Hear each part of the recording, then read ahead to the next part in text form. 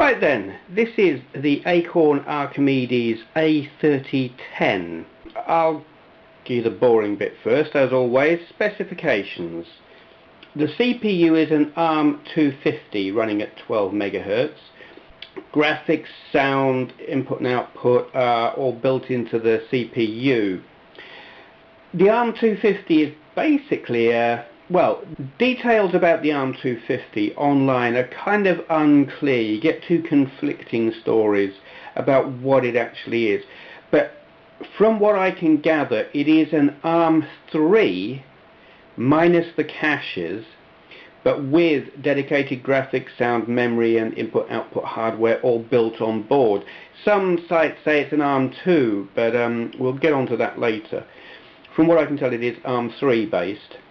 Earlier models of the A3010 featured an ARM 2 with the graphics, sound, blah blah hardware held separately. The CPU and the graphics, sound chips were all held on a daughter board, and this, I believe, is why some people think the ARM 250 is ARM 2 based, because that's what was used on this daughter board. But anyway, memory, RAM is 1 meg, which is upgradable. Apparently the official upgrade only goes to 2 meg, but there are 4 meg upgrades available. ROM is 1 meg. Display has a VGA mode, 640 to 256 resolution in 256 colors from a palette of 4096, and then there's SVGA mode, which has resolutions from 800 by 600 up to 1152 by 896 in 16 colors. Sound is 8 voice, or is it 8 channel synthesizer something. Specific information on that is hard to find. Software storage meter, it's got one 3.5 inch 1.6 meg floppy drive, which is in the side here. The operating system is RISC OS 3.11. The Archimedes line of computers were based around the ARM chip, ARM standing for Acorn RISC machines. They were a replacement for the BBC Micro series of computers, which were very popular in schools. The first models were released in 1987. They were the 300 and 400 series, and they featured the Arthur operating system.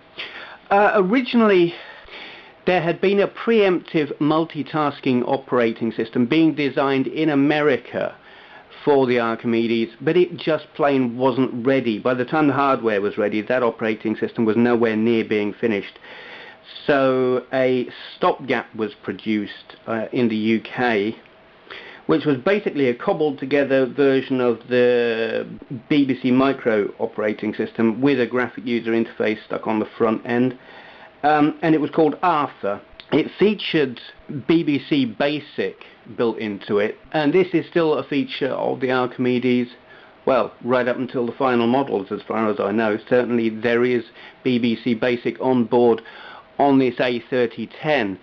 I have read about there being BBC Micro emulation on the Archimedes, but I can find no such thing on this machine. I don't know if it featured on earlier Archimedes models or not. The information on that is almost non-existent, but I keep seeing mentions here and there, but with no specific details. Those early machines were, in style, they were like desktop PCs. They had a separate main body and keyboard.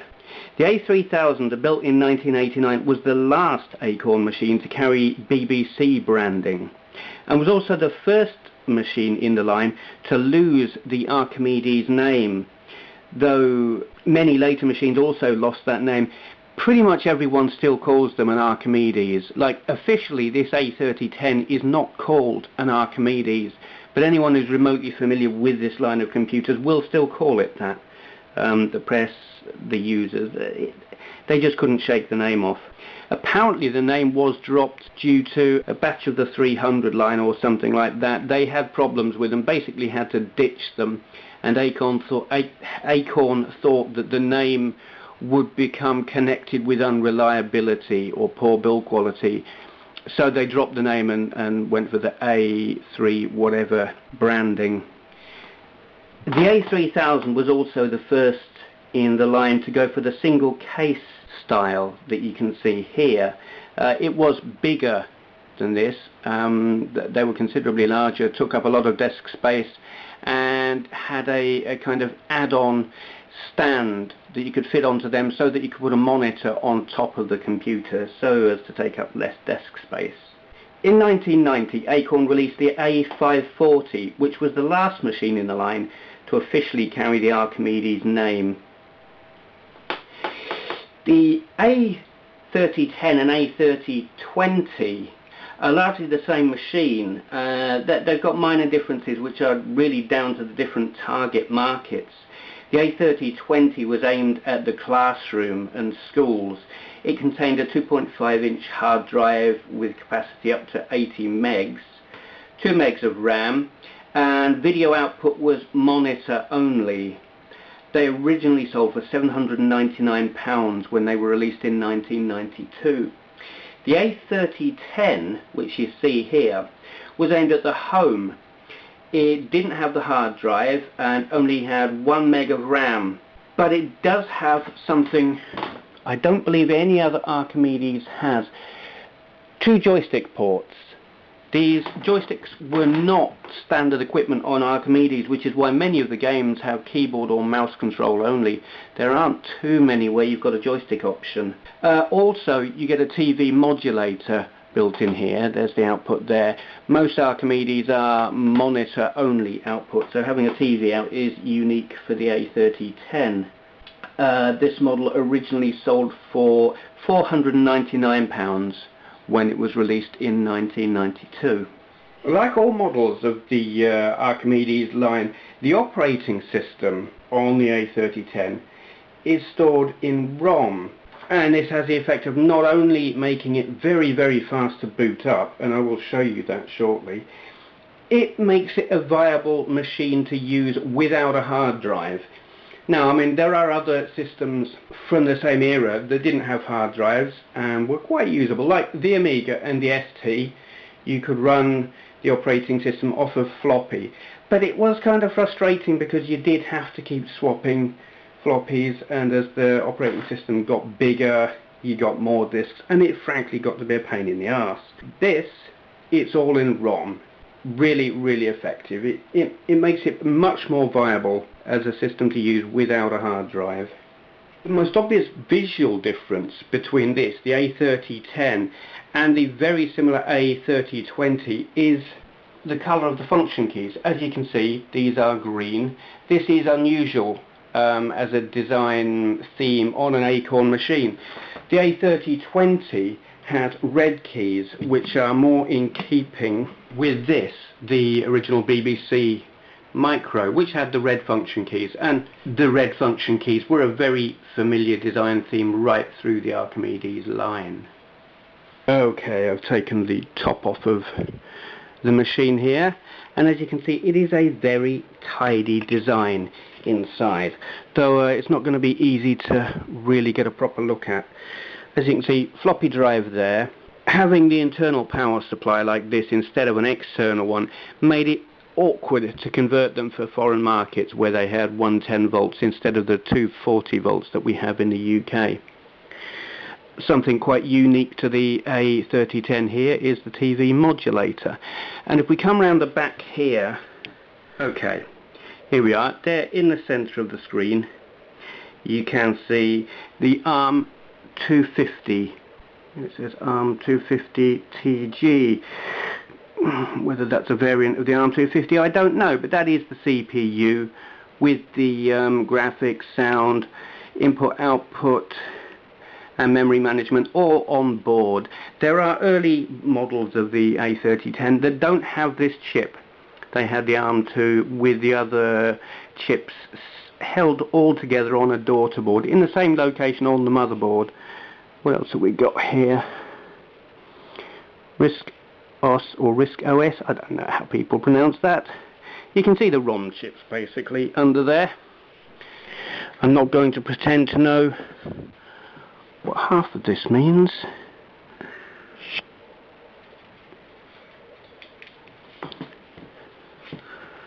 Oops. Let's see what we can see here. We'll lift up the keyboard. Gubbins in there. I don't know what that is, so I'm not going to pretend that I do.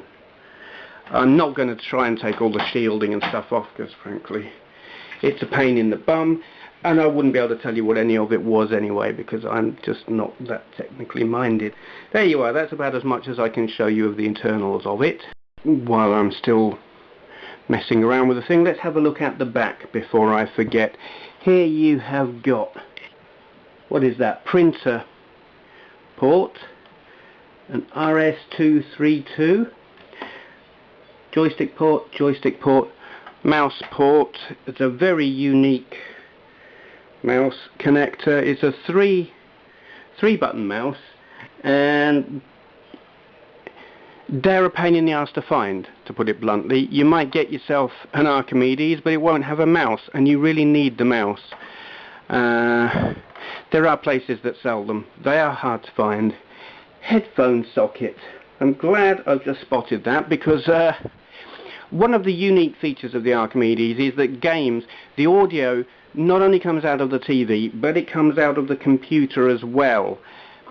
And it's loud, and sometimes it's too loud.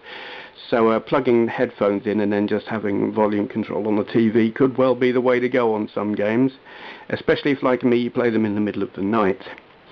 Monitor port, TV out, standard RF output. Power on and off just there.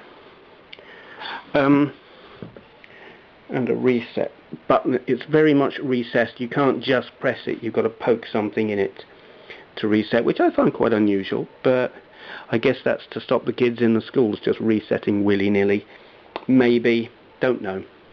For the sake of comparison, I've put the A3010 next to an Amiga 500, and as you can see, it is significantly shorter from front to back by a good 2-3 inches, though the width is much the same.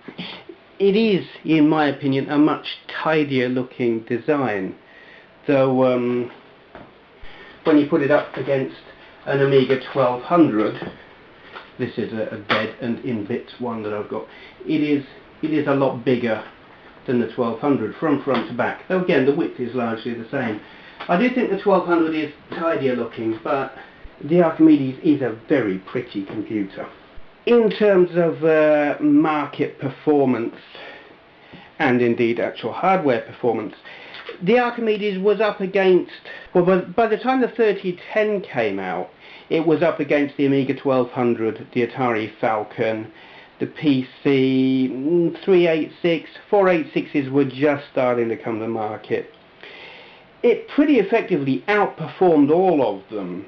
While it's true the Amiga has better graphics hardware, the blitter for sprites, the copper for really nice graduated colour backgrounds, the Archimedes could pretty effectively hold its own against the 1200 just on pure processor power. The ARM 250 CPU put out about 7 MIPS, with that 7 million instructions per second, compared to the 020 processor in the 1200, which did about 2.5 MIPS. So yeah, it lacked the really fancy graphics hardware, but it had the processing oomph. And when it came to 3D games, the Archimedes just absolutely stomped on a standard Amiga 1200. And you can see that from the videos that I've been uploading onto YouTube. All of this sadly didn't help in terms of market performance. It suffered a lack of big name software support, and there are or were some multi-format games that did very well on the Archimedes. I mean, the Sensible Software games for a start were successful on it, but there just wasn't the library of software needed to really make it popular with gamers. And on top of that, it just wasn't seen as cool amongst your standard gamers. It was seen as a schools machine, an education machine.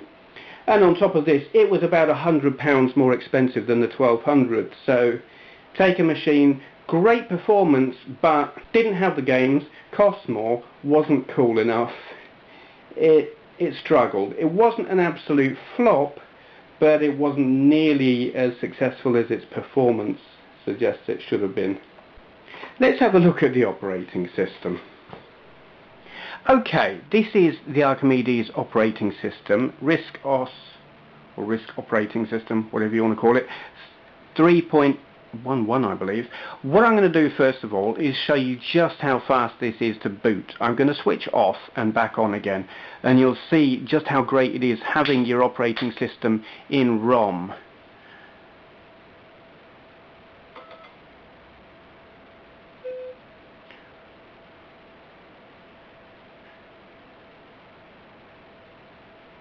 There it is, up and running. I mean, how fast is that?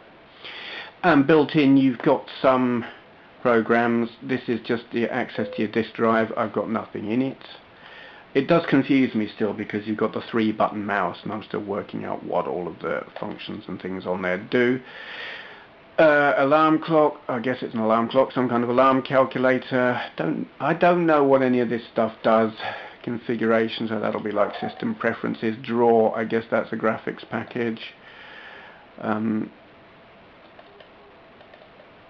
Do something please, maybe not.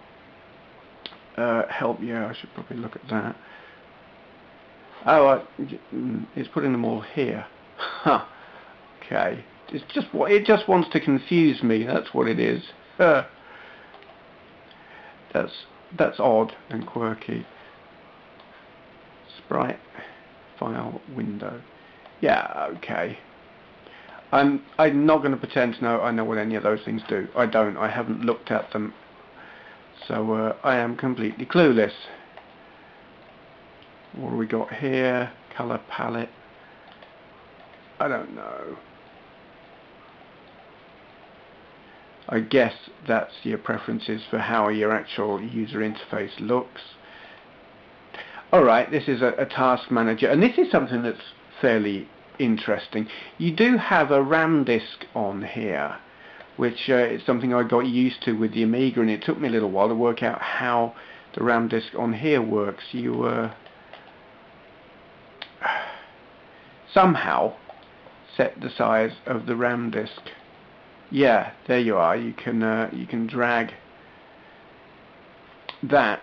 So you reduce the memory available for your programs, but increase the memory available for your RAM disk, which is necessary if you're wanting to copy disks and you've only got one floppy drive, as I have. Yeah, it's all fascinating and kind of unique, and I don't know how it works. I should get a manual because I don't have one. But there it is. That is the operating system for the Archimedes. Okay, let's have a look at the other feature that is quite unique to the Archimedes, assuming I know how to do it. Okay, spot of editing here. I just worked out how to get the BBC Basic.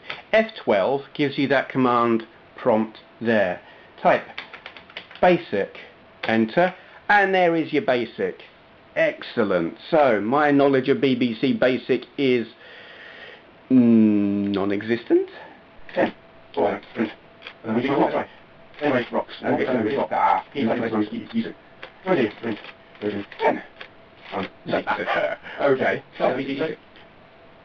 Yeah. 10.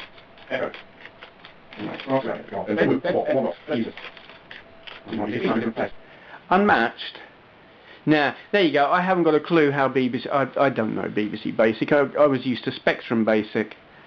Or Sinclair Basic, rather. Yes, on the ZX81. So, alright, so much for that edit. But there you can see you've got BBC Basic. ARM, BBC Basic 5, version 1.05. Copyright Acorn 1989. It's cool. It's great. I mean, how many 32-bit computers can say they have Basic built in? And I mean, as we've seen from some games and as I've read, it is a very useful, like some commercial games were released that were written in Basic because the Archimedes is just so damned fast. Okay, moving on. Emulation. Emulating the Archimedes is...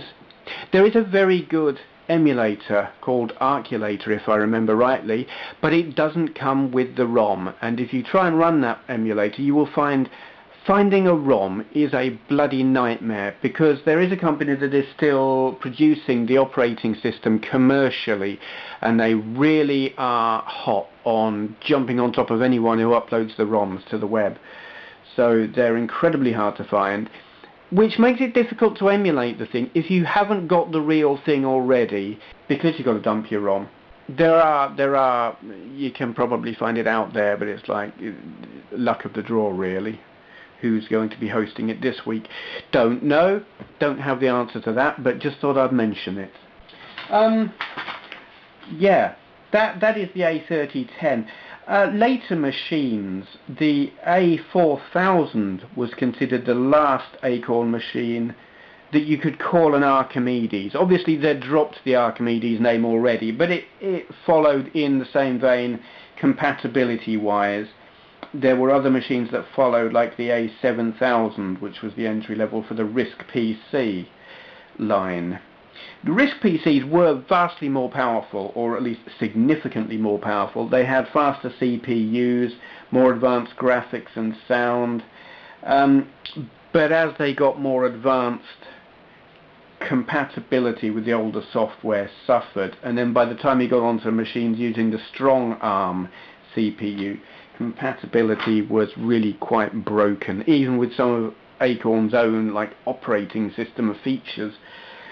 Yeah, it got pretty broken, though they were immensely powerful machines. So that is it. I mean, information on the system is actually hard to come by. It's kind of scattered all over the web in bits and pieces, and finding a comprehensive thing that tells you everything you want to know is damned hard. Probably because it just wasn't that popular a system and not outside of the UK. That is the amount of my knowledge, not as much as I would like to know. But there it is, the Acorn Archimedes. Let's just have a last look. The A3010, yeah. If you're interested in buying one of these, they do come up on eBay, and on the webpage that I'm going to link to in the information below this video, I'm going to link to the Archimedes A3010 page on my website, which will contain links to custom searches on eBay, which should make it easy to find. So if you want to buy one, I do encourage you to check those out. If you're on my website watching this video already, you will see them down a few lines from here. From where you're viewing. Okay, I'm going to shut up now because I'm rambling. Thank you for watching.